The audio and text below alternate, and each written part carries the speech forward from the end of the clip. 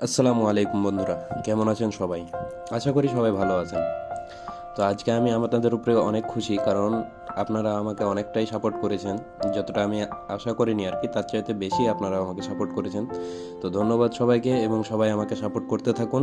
আপনাদেরকে আমি এভাবেই গল্প শুনিয়ে যাব সারা জীবন, ইনশাআল্লাহ চেষ্টা করব। তো চলুন কথা না বাড়িয়ে শুরু করা যাক আজকের পর্ব, রুমমেট 6 নম্বর পর্ব।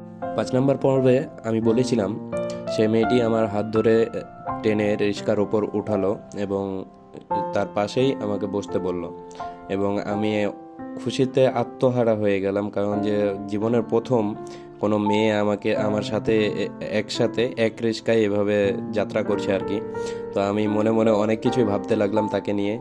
আর যা আপনাদেরকে আমি বলে বোঝাতে পারবো না। আপনারা যদি সেই মুহূর্তে আমার সাথে থাকতেন বা আমাকে দেখতে পেতেন, বা আমি আপনাদেরকে ভিডিও করে দেখাতে পারতাম, তাও হয়তো বা আপনারা সেই মুহূর্তটা এনজয় করতে পারতেন বা বুঝতে পারতেন যে আমার মধ্যে কি চলছে। আর সেই মুহূর্তে আমি কি ভাবছিলাম বা কত দূর অবধি আমি ভেবেছিলাম আর কি। কারণ যে আমাদের মতো একটা সিঙ্গেল ছেলে যখন কোনো মেয়েকে সামনাসামনি দেখে, তখনও তার দিকে হয়তো বা তাকাতে পারে না, হয়তো বা নজর নিচে করে নেয় বা এদিক ওদিক তাকাতে লাগে। আর ওই সময় ওই জায়গায় আমি একটা মেয়ের পাশে বসে আছি, তাও আবার রিক্সার ওপর, আর তার শরীরের সাথে আমার শরীর একদম, মানে কি বলবো, অনেক কিছু ভাবলাম, অনেক কিছু চিন্তা করলাম। এর মধ্যেই মেয়েটা আমাকে হুট করে বলে উঠলো, এই যে মিস্টার, আগে কোন বাজারে যাবেন? মানে আমাদেরকে তো কয়েক রকমের বাজার করতে হবে। যেমন ধরুন, মুদি বাজার লাগবে, রান্নার সামগ্রী লাগবে, কাঁচা বাজার লাগবে। তো এই জন্য মেয়েটি আমাকে জিজ্ঞাসা করলো আর কি। তো আমি বললাম, আমি তো এই সব কিছু বুঝি না, তো আপনি আমার আমার হয়ে আপনি বাজারটা করে নেন, আর আমি আপনার সাথে সাথে আছি, সমস্যা নাই। তো মেয়েটি বললো, আচ্ছা ঠিক আছে, চলেন তাহলে। তো তারপর আমরা বাজারে গেলাম এবং একে একে সব কিছু বাজার করলাম। আমরা একটা ধারণা করলাম যে আমাদের এই বাজারটা যাতে কোনো রকম 15 দিন চলে, 15 দিন পর আবার দরকার হলে এসে বাজার করে নেওয়া যাবে। আর কাঁচা বাজারের ব্যাপারটা, কারণ যে কাঁচা বাজার রাখার জন্য আমাদের কাছে ফ্রিজার নাই, যার কারণে আমরা কাঁচা বাজারটা আমাদেরকে প্রতিদিনই বাজার করতে হবে। এইভাবে বাজার করতে করতে সবগুলো বাজার কমপ্লিট যখন হয়ে গেছে, তখন আমি ভাবলাম যে হয়তো বা সব কিছু শেষ, কারণ যে অলরেডি গ্যাস সিলিন্ডারের সাথে কথাবার্তা হয়ে গেছে। সে বলল বাসায় পাঠিয়ে দিবে, এবং মুদি বাজার একটা দোকানে রাখা আছে। আর কিছু ব্যাগ আমার হাতে আছে, কাঁচা বাজার এবং কিছু রান্নার সামগ্রী টাইপের কিছু জিনিস আমার হাতে আছে। তো আমি ভাবলাম বাজার শেষ, এখন বাসার দিকে রওনা হব। এই মুহূর্তে মেয়েটা বলে উঠলো, আর একটু কষ্ট করবেন? আমি বললাম কি? মেয়েটি আমাকে বললো যে আমি কিছু আমার জন্য পোশাক আশাক কিনবো, তো আপনাকেও সেখানে আমার সাথে থাকতে হবে, কারণ যে আমি একাই হয়তো বা রাত তো হয়ে গেছে, মানে সন্ধ্যার পরে আমরা বেরিয়েছিলাম, তো সন্ধ্যার আগেই বেরিয়েছিলাম। যাই হোক, সন্ধ্যার অনেকক্ষণ হয়ে গেছে, এখন অলরেডি রাত্রিবেলা। তো মেয়েটি একটু ভয় করছিল, তো আমাকে রিকোয়েস্ট করলো আর কি। তো আমি ভাবলাম যে যাই হোক, মেয়েটির সাথে থাকলে তো কোনো সমস্যা নেই, যাতে আমি রুমে থাকতে পারছি, তো বাইরে বাজারে থাকলে কি সমস্যা। তো আমি তাকে বললাম যে ওকে ঠিক আছে, চলেন। মেয়েটি আমাকে নিয়ে একটা পোশাকের দোকানে গেল, এবং সেখানে যাওয়ার পর সে তার জন্য অনেক কিছুই নিল, যেগুলোর ব্যাগও আমি নিয়ে আছি, আবার বাজারের ব্যাগও আমার হাতেই আছে। আর এই মুহূর্তে মেয়েটি তখন কিছু মানে ছেলেদের গেঞ্জি বা ছেলেদের শার্ট এই টাইপের কিছু দেখতে চাইলো। তো আমি আবার ভাবলাম মেয়েটির হয়তো বা বয়ফ্রেন্ড আছে, বা তার আত্মীয় স্বজন কেউ হয়তো বা ঢাকাতে আছে, তার জন্য হয়তো বা ক্রয় করবে, এই জন্য আমি আর কিছু বললাম না। তো মেয়েটি সব কিছু দেখার পর আমাকে ডাক দিল, এবং আমার শরীরের সাথে ম্যাচ করে জামা কাপড় কিনলো আর কি। আমি সেখানেও সাহস করে তাকে জিজ্ঞাসা করতে পারলাম না যে এগুলো কার জন্য নিচ্ছেন, কারণ যে আমি যদি জিজ্ঞাসা করি আর সে যদি আবার রেগে যায়, তো এখানে দোকানের মধ্যে হয়তো বা ঝামেলা হতে পারে। তো সে একটা শার্ট এবং একটা টি শার্ট কিনলো আর কি, গেঞ্জি।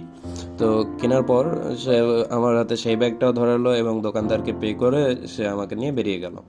আবার আসার মতো সেই একই সিস্টেম, সে একটা রিক্সা ডাক দিল, এবং সেই রিক্সায় উঠে বসলো, এবং আমার হাত থেকে দুই একটা ব্যাগ নিয়ে আমাকেও হাত ধরে তার সাথে রিক্সায় উঠিয়ে নিল। তো আমি কিছুক্ষণের জন্য এটাই ভাবছিলাম যে সে আমার ওয়াইফ এবং আমি তার হাজব্যান্ড, এবং সে বাজার করলো, আমি তার সাথে সাথে ব্যাগ নিয়ে পিছে পিছে ঘুরছিলাম। এবং এখন বাজার শেষ, আর সে রিক্সাতেও আমার সাথে উঠলো, এবং এখন আমরা বাসার দিকে রওনা দিচ্ছি।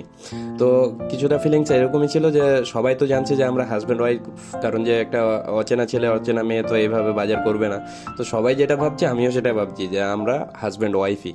ভাবতে ভাবতে রিক্সাটা অলরেডি আমাদের বিল্ডিংয়ের কাছে চলে এসেছে এবং আমি তার ধ্যানেই মগ্ন হয়ে আছি এবং তার দিকে তাকিয়ে আছি। অ্যাকচুয়ালি তার দিকে পুরোভাবে না, হালকাভাবে তাকিয়ে আছি এবং আমি ব্যাগগুলো ধরে আছি, যার ফলে আমার কাছে একটা কারণ আছে যে আমি তার দিকে ঘুরে থাকবো, কারণ যে ব্যাগগুলো সম্পূর্ণটা আমার কোলের ওপর আছে, আমার সামনের দিকটা ঢাকা, আর তাই আমি তার দিকে তাকিয়ে আছি আর কি। তো সে এটা নিয়ে কিছু বলেনি। তো যাই হোক, রিক্সা যখন আমাদের বিল্ডিংয়ের কাছে চলে এসেছে, সে নামার জন্য আমাকে ইশারা করেছে, তবু আমি বুঝতে পারিনি। ইশারা করেনি, সে আমাকে মুখে বলেছে যে নামুন, কিন্তু আমি সেটা বুঝতে পারিনি, আমি তার দিকেই তাকিয়ে আছি। এই সময় মেয়েটি আবার আমাকে প্রথম দিনের মতো একটা ধাক্কা দিয়ে বললো, এই যে মিস্টার, আপনি কি হারিয়ে গেছেন?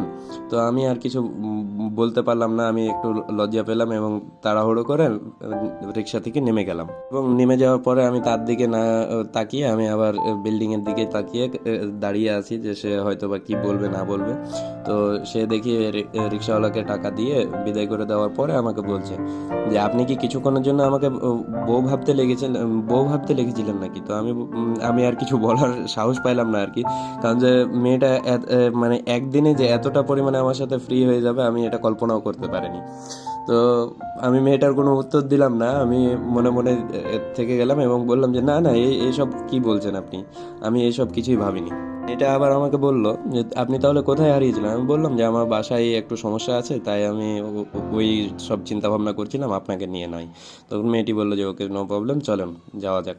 তারপর আমরা আমাদের রুমের দিকে রওনা দিলাম আর কি, মানে সিঁড়ি দিয়ে উঠবো এখন। তো আপনারা খেয়াল করেছেন কিনা, মেয়েটি কিন্তু এখন অবধি আমার হাত থেকে একটা ব্যাগও নেয়নি। মানে ও ইচ্ছাকৃতভাবেই, যে সে টাকা দিচ্ছে, তো ইচ্ছাকৃতভাবেই সে আমাকে দিয়ে ব্যাগটা উঠিয়ে নিচ্ছে বা ব্যাগটা নিয়ে যাওয়াচ্ছে আর কি। মানে সে এখন তো বলতে পারতো অন্তত যে একটা ব্যাগ আমাকে দিন বা আর কিছু, তো সে এখন অবধি কিছু বললো না, সে আমাকে তার হাজব্যান্ডের মতোই ট্রিট করছে। তো আমিও এটাতে খুশিই হলাম, বরঞ্চ কারণ যে আমি রাগ না করে আমি খুশি হলাম, কারণ যে আমিও তাকে আমার ওয়াইফই ভাবছিলাম। তো সেই মেয়েটি সামনে সামনে আবার প্রথম দিনের মতো উঠতে লাগলো, আর আমিও তার পিছে পিছে উপরে উঠতে লাগলাম। এইভাবে একতলা দুইতলা করতে করতে আমাদের 7 নম্বর তলায় এসে পৌঁছালাম। আর আমরা এসে রুমের সামনে দাঁড়ালাম এবং রুমের সামনে দাঁড়িয়ে আমরা দুইজনে কিন্তু অনেকটাই ক্লান্ত হয়ে গেছি, কারণ যে আমরা অনেকক্ষণ আগে বেরিয়েছি এবং পায়ে হেঁটেই মনে করেন সম্পূর্ণ বাজারগুলো করতে হলো, এবং এই তো এখানে এসে আবার 7 তলা উঠতে হলো। তো দুজনেই অনেকটাই ক্লান্ত হয়ে আছি। তো মেয়েটা বললো যে আপনি কি অনেকটাই ক্লান্ত হয়ে গেছে, আপনাকে অনেকটাই ক্লান্ত লাগছে। তো আমি বললাম যে এটা কোনো ব্যাপার না, চলুন আজকে, এটা প্রথম দিন বা এক আধ দিন এরকম হতেই পারে। তো মেয়েটি দরজাটা খুললো এবং আমরা রুমে প্রবেশ করলাম। এখন আমাদেরকে সবগুলো জিনিস আর কি সেট করতে হবে, কোথায় রান্না করব, কোথায় আমাদের বাজার পত্র রাখবো আর কি। তো এইসব কিছু সেট করতে লাগলাম দুইজন মিলে। এসব কিছু করতে করতে আমি মেয়েটার সাথে গল্প শুরু করলাম আর কি। আমি তো না, মানে মেয়েটাই কিছু একটা কথা তুললো, দিয়ে আমরা একটা কথা দুইটা কথা বলতে বলতে অনেক গল্প শুরু করলাম এবং অনেক গল্প করলাম, এবং গল্প করার মাঝখানে মেয়েটি আমাকে হুট করে একবার প্রশ্ন করলো যে আপনার কি কোনো গার্লফ্রেন্ড আছে? আমি বলছি না, আমার গার্লফ্রেন্ড থাকবে কেন? তখন মেয়েটি বললো তাহলে কি বিয়ে হয়ে গেছে নাকি? আমি বললাম যে না না, আমার বিয়ে হয়নি। তো বিয়ে না হলে একটা ছেলের তো গার্লফ্রেন্ড থাকতেই পারে, আর এটা কি কোনো বড় বিষয় নাকি? তা আমি মেয়েটাকে বললাম যে আমি ওই ধরনের ছেলে না, আমার কোনো মেয়ের সাথে কোনো চলাফেরা নাই। তো মেয়েটি আবার একটা হাসি দিল আর বললো যে বাহ, আমরা মনে করতাম মেয়েরাই হয়তো বা শুধু মিথ্যা কথা বলতে পারে, কিন্তু ছেলেরাও যে মিথ্যা কথা বলতে পারে এটা আজকে আপনার মুখ থেকে প্রথম শুনলাম। আমি একটু রাগীভাবে মেয়েটিকে বললাম যে আমি আবার আপনাকে কি মিথ্যা কথা বললাম? তো মেয়েটি আমাকে বলল যে আপনি এত বড় একটা যুবক ছেলে আর আপনার গার্লফ্রেন্ড না, এটা কোনো কথা হলো? তখন আমি মনে মনে অনেকটাই রেগে গিয়েছি, কিন্তু মেয়েটাকে তো উত্তর দিতে হবে, এই জন্য আমি আবার পাল্টা মেয়েটিকে জিজ্ঞাসা করলাম যে আপনার কি কোনো বয়ফ্রেন্ড আছে? অ্যান্সারে মেয়েটি সাথে সাথে বলল হ্যাঁ, আমার তো বয়ফ্রেন্ড আছে, তবে এখন আমার থেকে অনেক দূরে আছে, কারণ যে আমি তো ঢাকাতে আছি, সে হয়তো বা তার বাসায় আছে বা হয়তো বা তার অঞ্চলে আছে আর কি, সে তো ঢাকায় থাকে না। তো আমি বললাম যে ও, মানে আপনার বয়ফ্রেন্ড আছে এই জন্য আমারও গার্লফ্রেন্ড থাকতে হবে, এটা তো কোনো জায়গাতে লেখা নাই ম্যাডাম। আমার নাও থাকতে পারে বা আমি কোনো মেয়েকে পটাতে নাও পারি। তো মেয়েটি আবার আমাকে বলল যে না, ঠিকই আছে, আপনাদের মতো তো ছেলে দরকার আছে, সবাই যদি মেয়ে পাগল হবে তো মেয়েদের রক্ষা করবে কে? তো এইভাবে এক কথা দুই কথা বলতে বলতে মেয়েটা হুট করে এমন একটা কথা বলে বসলো যেটা হয়তো বা মেয়েটার জানা প্রয়োজন ছিল না।